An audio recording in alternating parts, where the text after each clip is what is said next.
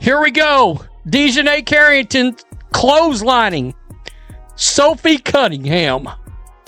Face coming down, trying to prevent the layup, but that is just right there.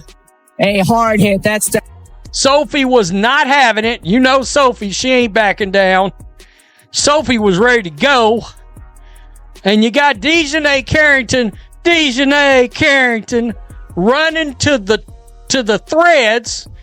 It only took one moment to blow everything wide open. The second DiJonai Carrington's arm connected with Sophie Cunningham's face, everyone braced for a foul call. Nobody expected what came next, a fight that would move off the court and straight onto social media. Within minutes, this wasn't about basketball anymore. 2 words, white privilege, turned a physical play into a full-blown cultural debate, and it spread across the league fast. Then came something even stranger, a cryptic message reading, 8:23. Was it a warning? A threat? The start of something bigger involving Caitlyn Clark, Cunningham, and the entire WNBA? By the time the final buzzer sounded, one hard foul had already turned into one of the biggest controversies of the season. A threat against the Indiana Fever. DiJonai tweets out 8:23 with a smile. Now, again, that's the next time they play, folks. Uh-oh, what you gonna do on 8:23? What's going down 8:23 at Kathy Engelbert? At W? You got your ears on? That sounds a whole lot like it's... Right after the hit, Carrington posted 8:23 with a smiling emoji, and people immediately understood what it meant. That's the date these two teams play again. And posting it like that, right after a violent collision and a public accusation, made it feel like way more than just a random tweet. This isn't a normal rivalry anymore. It's starting to feel like a marked date on the calendar, one both teams and fans are already circling for very different reasons. Carrington basically signaled that this isn't over, and that the next meeting is going to carry some serious weight. Now the league is stuck in a tough spot. If nothing real happens after a hit like that, followed by a message that reads like a warning, it makes the WNBA's stance against this kind of behavior look pretty hollow. Meanwhile, Cunningham didn't respond with a long statement or explanation online. She just stood her ground, right there in the moment. Old school, no hashtags needed. But here's the real concern moving forward. If this keeps going the way it's going, it stops being about basketball. It becomes about grudges. And by the time August 23rd rolls around, every possession, every screen, every drive to the basket is going to feel less like a game and more like round 2 of something way bigger. Because of reasons? She got a technical foul for not a damn thing, folks. Not a damn thing. Momentum carried her into the ref. She brushed up against the ref. And let me keep it real. I'm going to keep it real. Then came the moment that really got people talking. Caitlyn Clark picking up a technical foul that honestly made no sense to anyone watching. This wasn't just a questionable call. To a lot of fans, it felt like proof of something deeper. Like Clark, the player driving record-breaking numbers for the league, is being held to a different standard simply because of how much attention she brings to the game. Every time she drives to the basket now, people are wondering the same thing. Is she worried about the defender in front of her, or the referee ready to blow the whistle? And that's where things get serious. This technical put her dangerously close to a mandatory 1-game suspension. We've seen physical, aggressive eras of basketball before, but this feels different. It's not just about hard fouls anymore. It's hits combined with public accusations, technicals combined with pressure, all stacking up at once. And when you're constantly playing while watching the whistle instead of just playing your game, that mental weight adds up fast. Here's where it gets even messier for the league. This wasn't just any technical, it was Clark's 7th of the season. And under league rules, 7 technicals means an automatic suspension for the next game. And guess what that next game is? A big nationally televised primetime matchup against the New York Liberty. Exactly the kind of game the league can't afford to lose its biggest draw for. Caitlyn Clark is suspended for the game against the Liberty. The game against New York. Now, this looks like an obvious technical foul that should get rescinded, right? But how many times does the WNBA not do the right thing? And based on anything, how about this?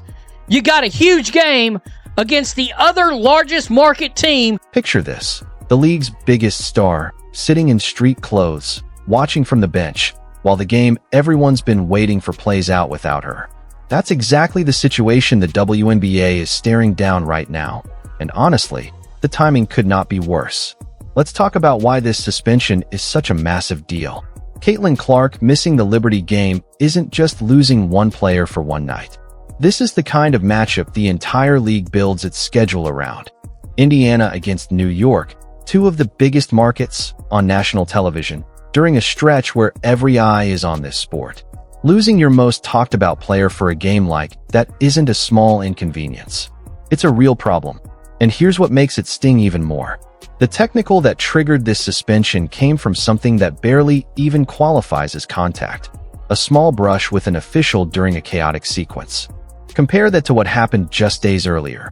A violent hit that left a player on the floor, followed by a public post many read as a threat aimed at a future game. If the league comes down hard on Clark for something this minor, while barely addressing that other situation, it's going to raise a lot of uncomfortable questions about consistency. Now, here's the thing. The league actually does have a process to reverse technical fouls when they're clearly wrong. But if we're being honest, there's a pattern here. Calls involving Clark don't always get revisited as quickly as fans think they should. So the pressure is building, and it's building fast. Something interesting is happening inside the Fever locker room, though. All of this outside noise seems to be doing something the league probably didn't expect. It's bringing the team closer together. When you've got one player getting physically targeted and another getting hit with questionable calls, it creates this us against the world mentality. Teammates start protecting each other more. They start playing with an edge. And weirdly enough, pressure like this often makes a team tougher, not weaker. But step back for a second and look at the bigger picture here. This entire storyline, the hard foul, the social post, the cryptic date, the questionable technical, it's not really about one single incident anymore. It's showing something deeper happening inside the league. There's a divide. On one side, you've got players who are riding this wave of new attention, new fans, and new opportunities. On the other side, there are players who seem to view that rising popularity less like a good thing for everyone, and more like a threat to how things used to be. And that tension is exactly why this next matchup on the calendar feels so loaded. It's not being treated like just another regular season game anymore. Fans are already calling it a moment the whole league will be watching closely, because depending on how it plays out, it could say a lot about where things stand behind the scenes. Think about the message it sends if the league lets this slide. If a star player gets suspended over a call that barely deserved a whistle, while another player faces little to no consequence after a violent hit and a message many interpreted as a warning, that's a tough position for any league office to defend. It starts to look less like protecting fair competition and more like caving to pressure from exactly the wrong direction. On the flip side, think about what happens if the league gets this right. If they reverse the bad call, and if they actually hold players accountable for genuinely dangerous plays and threatening behavior, it sends a totally different message. One that says talent and effort matter more than drama and intimidation. That's really what's at stake here. This isn't just a scheduling issue or one controversial whistle. It's a test of what kind of league this is going to be moving forward. Is it going to be a league where the best players get to compete, grow, and put on a show for the fans who are showing up in record numbers? Or is it going to be a league where conflict off the court starts shaping what happens on it? And let's not overlook something important here. The response so far from the players actually caught in the middle of this. One of them didn't post long explanations or get into online arguments. She just showed up and played, physically standing her ground the moment things got out of hand. No hashtags, no statements, just action. That kind of response resonates with a lot of longtime fans who grew up watching sports where things got settled on the court, not on a phone screen. Meanwhile, the other player at the center of this has handled things with a surprising amount of composure. Even after getting hit with a call that made no sense, even knowing it could cost her a game in the spotlight, she didn't lash out publicly. She simply said she trusted the process and trusted the league to make it right. And to be fair, they did step in and fix it before real damage was done. But the fact that it got that far in the first place says a lot about how tense the environment has become. So now everyone is looking ahead to that next meeting between these two teams. What was once just a date on the schedule now feels like something much bigger. Fans are going to be watching every single possession differently. Every hard screen, every drive to the basket, every whistle. All of it is going to be viewed through the lens of everything that's happened leading up to it. That's not really how competitive sports are supposed to work, but here we are. At the end of the day, this isn't really a story about one hit, one post, or one bad call. It's a story about a league growing faster than maybe anyone expected and dealing with growing pains that come along with that kind of spotlight. More attention brings more scrutiny. More stars bring more pressure. And apparently, more success brings out some old tension that had probably been simmering under the surface for a while. The real question now is simple. What happens next? Does the league step in, correct what needs to be corrected, and make it clear that talent and hard work are what matter most? Or does this entire situation keep spiraling, turning what should be exciting basketball into something fans start dreading instead of looking forward to? Because if you ask most fans, they didn't tune in for controversy.